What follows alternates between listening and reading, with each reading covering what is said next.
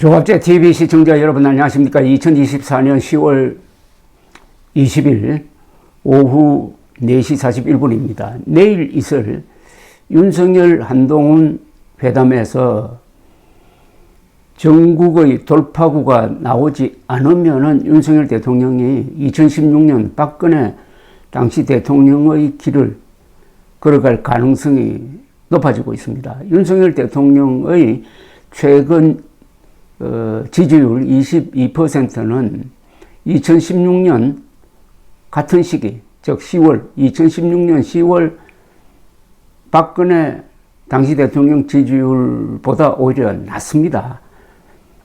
그리고 한동훈, 윤석열 두 사람의 갈등이 적전 분열 양상을 보이고 있습니다. 이런 가운데 조선일보 박정훈 논설실장은 지난 토요일 칼럼 이재명 대통령 길 깔아주기 위해서 윤석열 부부가 사실상 이재명 대표의 방패 역할을 하고 더 나아가 대통령이 되는 길을 깔아주고 있다고 분석을 했습니다. 윤석열 정권이 구체적으로 말하면 윤석열, 김건희 두 사람이 이재명 대통령이 되는 길을 깔아주기 공사를 하고 있다는 겁니다. 이 대표와 민주당은 윤 정권이 쏟아내는 자책골을 먹고 산다. 윤 대통령이 단단했다면 개인 범죄 방탄도 사법 방해 폭주도 불가능했을 것이다.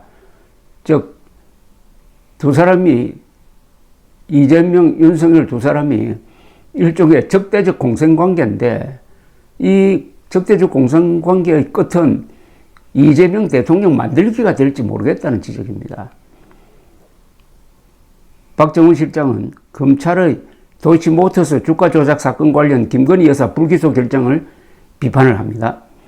주가 조작 사건과 관련한 김 여사 측 해명 중에서 김 여사처럼 주범에게 계좌를 빌려준 손모 씨가 1심 무죄 판결을 받았다는 주장은 그 뒤 2심에서 손 씨가 유죄 선고를 받아서 무너져 버렸고 문재인 정권 검찰이 그토록 탈탈 털었어도 혐의점을 못 찾아 기소하지 못했다는 주장 또한 정권이 바뀐 뒤에도 검찰이 결론을 못 내리고 계속 끄는 바람에 근거가 약해졌다는 겁니다. 수사팀이 무혐의를 자신하지 못했다는 방정일 수 있기 때문이라고 했습니다. 박 실장은 이러한 검찰의 결정에 김 여사와 윤석열 대통령 못지않게 반색했을 사람이 있는데 그가 이재명 민주당 대표라고 썼습니다. 자신의 범죄 혐의를 물타기 할 카드를 또 하나 손에 쥐었기 때문이란 겁니다. 무혐의 처리가 법리적으로 옳은지 여부를 떠나 무언가 공정하지 못하다는 인상을 주는 것부터가 이재명 대표에게는 호재라고 했습니다. 자신의 모든 혐의가 정치 검찰의 공작이라고 주장하고 있는 그에게 검찰이 핑계거리를 제공한 셈입니다. 올 들어 나온 1심 선고에서 선거법 위반 사건의 63%가 벌금형 이상, 위정, 증거인멸 사건의 56%가 징역형 판결을 받았습니다. 이재명 대표는 선거운동 중 허위 사실을 반복적으로 언급했고 위정교사는 확실한 정언에다가 녹취록까지 있어서 더욱 불리합니다. 만약 선거법 사건에서 벌금 100만 원 이상, 위정 사건에서 징역형이 확정된다면 이재명 대표는 다음 대통령 선거에 출마가 불가능합니다. 박 실장은 이런 상황에서 이재명 대표가 재판 아닌 정치로 사법 리스크를 돌파하려 한다고 분석을 합니다.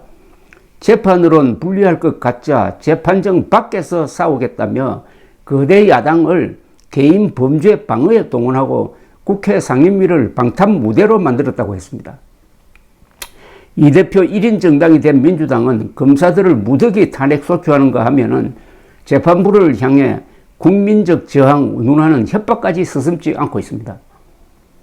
박 실장은 온갖 명분으로 포장했지만 이 대표는 결국 사법적 허들을 피하려는 정치적 술수를 부리고 있는데 대선까지 2년 반을 기다릴 수 없으니 확정 판결 나오기 전에 조기 선거로 대통령이 되겠다는 전략을 갖고 있다고 풀이를 했습니다.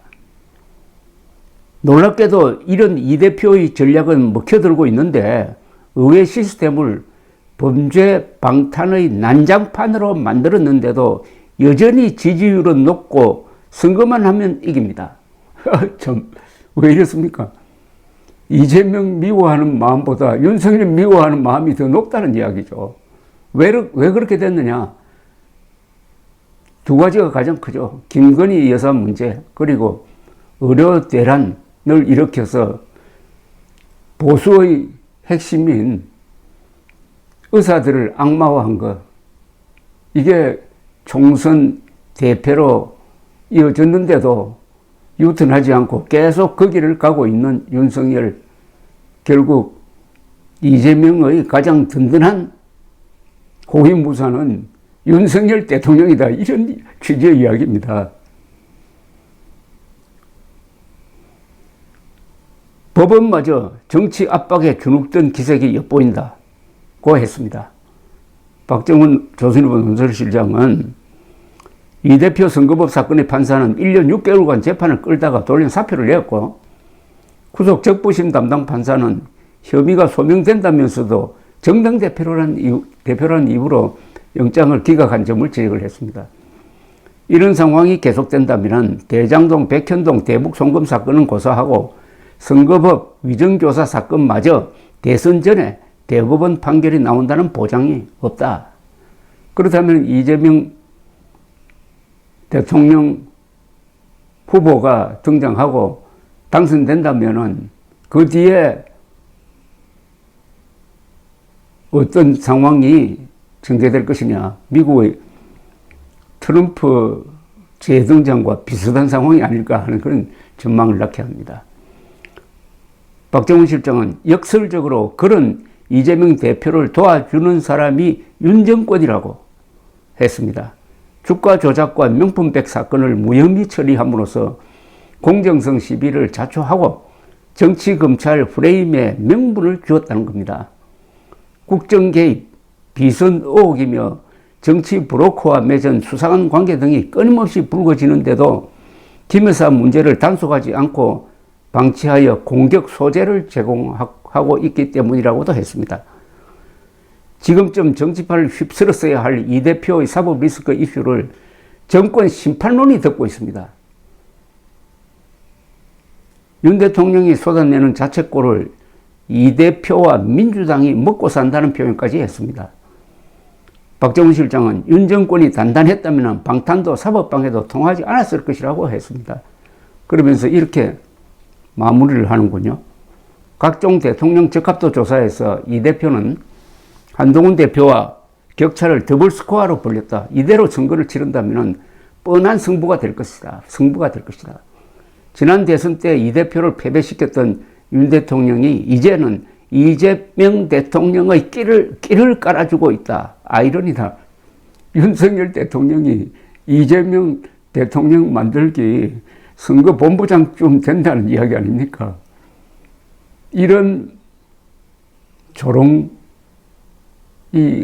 어디 있겠습니까만은 이게 사실인데 어떻게 합니까?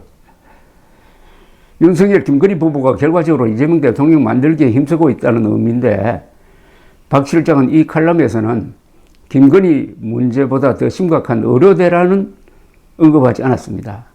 김건희 문제와 의료 대란이 어떤 계기로 해가지고 하나로 결합되어 버리면은 대폭발의 임계점에 이르게 됩니다. 감사합니다.